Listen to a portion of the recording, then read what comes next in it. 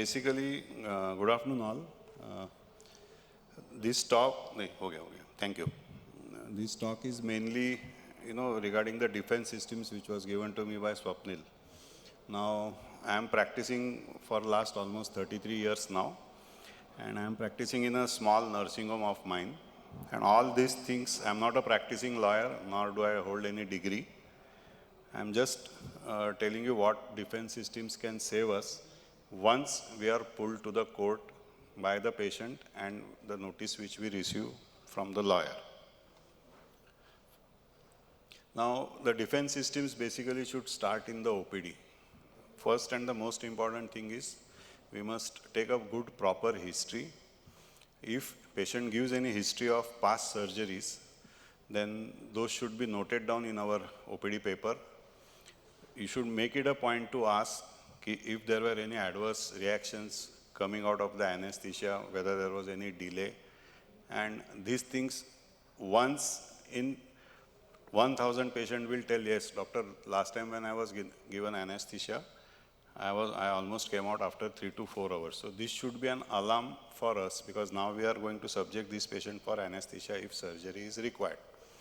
If there were any uneventful post-op scenarios, if there was any anaphylaxis following any drugs, and a proper medical history of the patient should be taken.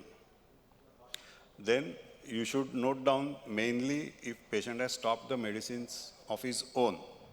Now, recently we had I'm talking about my experience. Condyle tibia was there about 2 months back, and when I took the history, patient told me, doctor, the lady told I have stopped my thyroid medicines for last 6 months. As per all the investigations, I had posted it for surgery next day, RT-PCR negative, everything normal. The thyroid report came at night 11 o'clock. The report was 105. Now when I spoke to the physician, he said, you can give 1 tablet today, you can give another tablet tomorrow morning, and take the patient for surgery.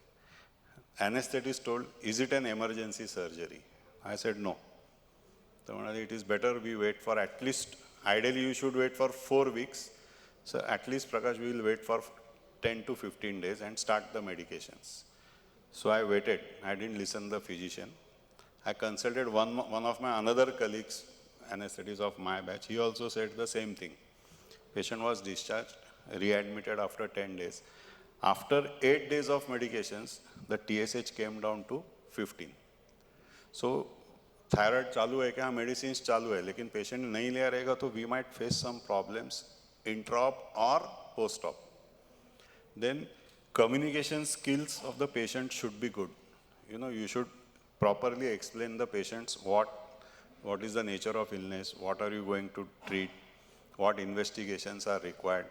And whenever in the OPD, you please put the date properly and the time of examination, and put signature and stamp, which is mandatory now, but this is important. And always write follow-up after 1 week or 2 weeks. Even if the patient doesn't come, the ball is in the patient's court, not in the surgeon's. Always presume that because of these mobile phones and all, the system of recording audio is quite common. So you presume that every patient is recording, so that you don't speak anything inadvertently, and that this patient is going to keep our record. How to prevent that? You give instructions to the staff or this thing, please switch off your mobile phone or keep it in the silent mode. Now, this is common. Always involve a female attendant, staff nurse, or a receptionist while examining and communicating with the female patient till she leaves your chamber. And as I said previously, always mention the follow-up. You may not mention the date, but at least follow up after 2 weeks, 3 weeks. Now, what are the defense systems? How will you protect yourself when you are undergoing the patient for surgery? My talk is mainly restricted for consultants who are having their own small setups. Before surgery, you must do a proper pre-op planning. All inventory implants and instrumentation set must be checked. Now, whenever I come for any conference, Someone or the other, somebody tells me, "Arey, sir, I had planned for PFN and then we required DHS, then we had to wait for 1 hour." All these things increases our issues because now the patient will require blood. It is B negative, you will not get anywhere. So check all the pre-op proper planning, all the inventory implants are checked, means they are there in the theater properly autoclaved. All the consents should be checked with witness name, date and time. High risk consent for any patient should be taken 24 hours prior to the surgery, which is very important. All the risk factors involved, you must tell the patient.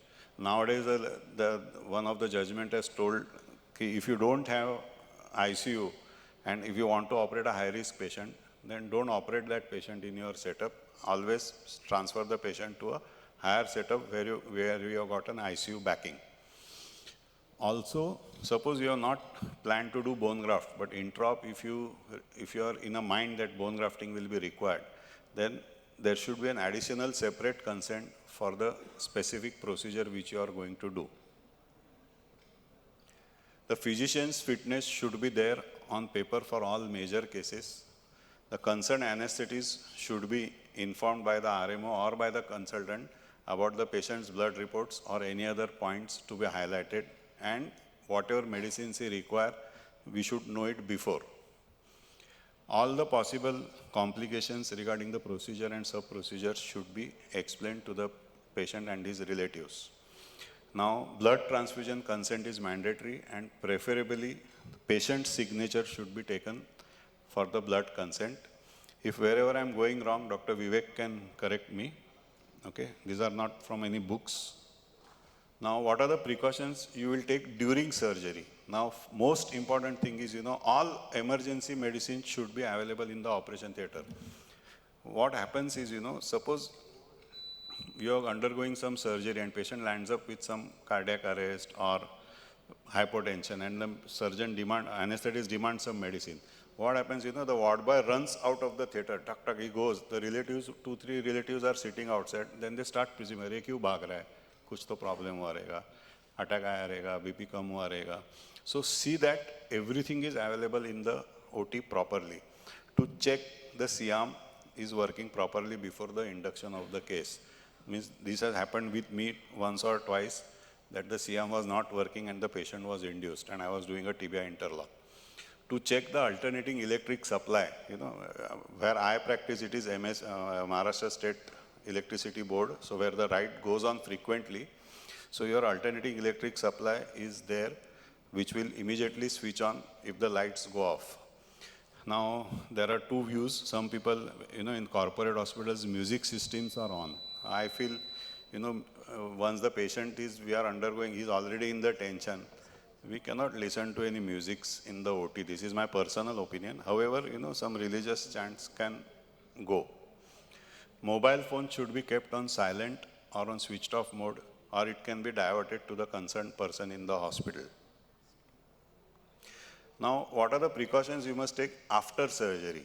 Most important is the complete anesthesia notes by the concerned anesthetist with the details, signature, stamp, and whatever drugs he has used, it should be mentioned on the anesthesia notes properly.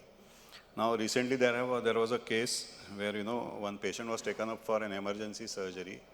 The patient was intoxicated and patient was operated. This just happened on 1st of January for intercondylar humerus fixation. And the anesthetist gave GA, and post-GA, he gave a block after giving the anesthesia.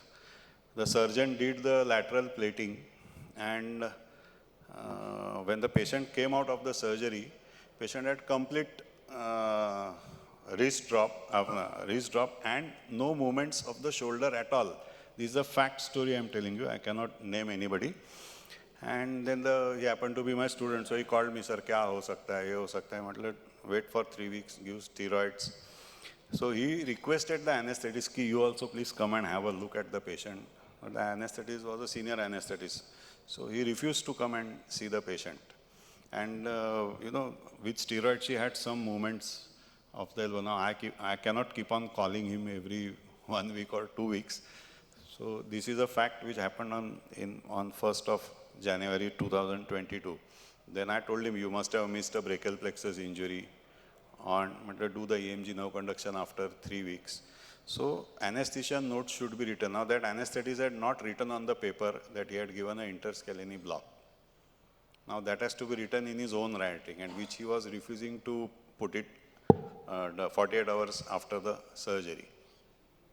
Now operation notes should be written properly by the treating surgeon or his assistant surgeon, and it should be checked properly. Whatever you have done, you should write, including the name of the company and which implants are used. Now the other things which defend ourselves is proper fumigation protocols and the CCSD personnel with time and date. Know that the emergency medicines are available in the operation theatre. This is repeat. Now, what about the defense systems for ourselves in a medico-legal case? Proper handwriting. Now, some consultants have got a very running handwriting which nobody understands. All injuries to be mentioned in bold handwriting, including friction abrasion. Suppose if you have got a patient of tibia fibula and he has got friction abrasion over the elbow, over the thigh, please mention those friction abrasions also in the note. The MLC can be informed in 24 hours. However, if you are planning for surgery in less than 24 hours, then the medico-legal case should be on record before planning the surgery and maintain that medico-legal slip properly. In medico-legal cases, mutual consents between the person who has knocked down the person and the patient, these are not accepted. Usually what happens is if the charges keeps on increasing, sometimes the relatives go directly to the police station and the patient, because they have this telephone number and Aadhaar card. So they directly go to the person who has knocked him down and the police then comes. In these cases, what I do is I keep the police case on record. It is the police's choice to come, whether to interview or not. Injury certificate should be issued only after a written letter from the local police station. Sometimes, police comes. Sahib, we want his injury certificate. Please get a letter from your senior PI or the inspector. Then only the injury certificate should be given and it should be countersigned.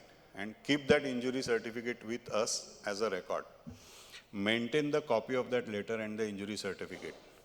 Now, in few cases, all medico-legal cases, ideally, the lawyers say it should be kept lifelong, but one should maintain it for 7 to 10 years, all the IPD papers. And if you want to decide to dispose of these papers, a regular proper ad has to be given in 2 newspapers with a clear mention dates if anybody has got any legal this thing or with a 1 month's notice. And in that 1 month, if you don't receive any letters or complaints, you can then dispose of these medico-legal papers. So all these things, it will be for our own defense. When the patient goes to court, all these things will help you. Now, what are the general defense systems one should have? You should maintain a good communication skills. Consider that all patients are keeping your video recording or audio recording. Avoid harsh words, hard tones, abusive words. Preferably give budget range to the patient and the relatives. And one should have good friendly relations with the local police station, good lawyers and politicians if possible. Discharge card should be checked by the concerned surgeon, mainly right, left. All this is very important. If the patient has undergone right side femur operation and on the discharge card it is written left, from there only the conflict starts. So should be checked by the concerned surgeon before handing it over to the patient or relative. And if on discharge, at least in my practice, people, they have a habit of asking for concession. So I always give concession 1,000, 3,000 to all the patients who get discharged, even if he is a first-class patient.